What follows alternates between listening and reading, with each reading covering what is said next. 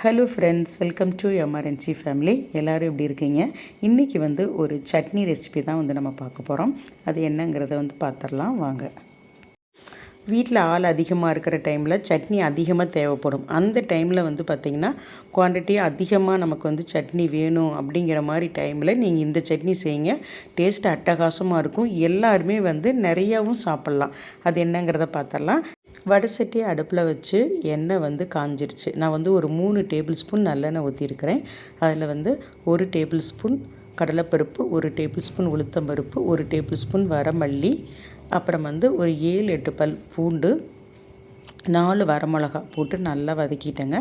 அதுக்கப்புறமா ஒரு பெரிய வெங்காயம், ஒரு தக்காளி ரெண்டையுமே நல்லா சாட்டே பண்ணிவிட்டு, வெங்காயம் நல்லா வெந்து தக்காளி நல்லா வெந்து வந்ததுக்கப்புறமா ஒரு கால்வாசி சுரக்காய் எடுத்து அதை துருவி எடுத்து வச்சுருக்கிறேங்க. அதையும் சேர்த்து இந்த மாதிரி நல்லா சூப்பராக வதக்கி எடுக்கணுங்க. நல்லா சுருண்டை வதக்கிடணும். அதுக்கப்புறமா ஒரு கைப்பிடி தேங்காய் துருவல் போட்டுட்டு ஸ்டவ் ஆஃப் பண்ணி நல்லா கிளறி விட்டுட்டு ஒரு 5 நிமிஷம் கழித்து நான் வேறு பாத்திரத்தில் மாற்றி நல்லா ஆற வச்சுக்கிறேன்.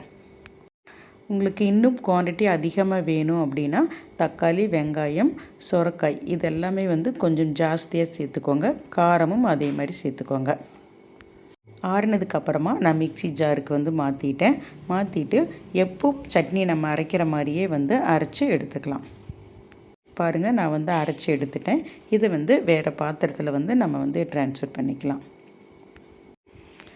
இது துவையலாகவும் யூஸ் பண்ணிக்கலாம். நான் இதில் தண்ணி எதுவுமே சேர்க்காமல் அதை அப்படியே தான் நான் அரைச்சி எடுத்துருக்கிறேன்.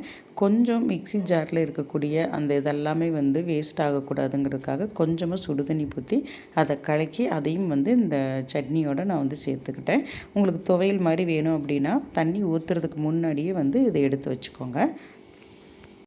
அதுக்கப்புறமா சிம்பிளாக நம்ம எப்பவும் தாளிக்கிற மாதிரி எண்ணெய் ஊற்றி கடுகு, வரமிளகா, கருவேப்பிலை போட்டு நான் தாளிச்சுக்கிட்டேன். காலையில் பிரேக்ஃபாஸ்ட்டு பார்த்திங்கன்னா எங்கள் வீட்டில் தோசைக்கு இந்த சட்னி நாங்கள் எடுத்துக்கிட்டோம். சுரக்காய் சட்னி அப்படின்னாவே எங்கள் வீட்டில் என் பொண்ணுங்க சூப்பராக இருக்கும் அப்படின்னு சொல்லி சாப்பிடுவாங்க. நான் மதியத்துக்கு பார்த்திங்க அப்படின்னா பழையதுக்கு ஊறுகாய், வெங்காயம் கூடவே இந்த சுரக்காய் சட்னி அதாவது துவையல் வச்சுட்டு இந்த கஞ்சி தான் சாப்பிட்டேன். என்னோடய சேனலை சப்போர்ட் பண்ணுறவங்க எல்லாருக்குமே நன்றிகள் பல. தேங்க்யூ ஃபார் வாட்சிங்.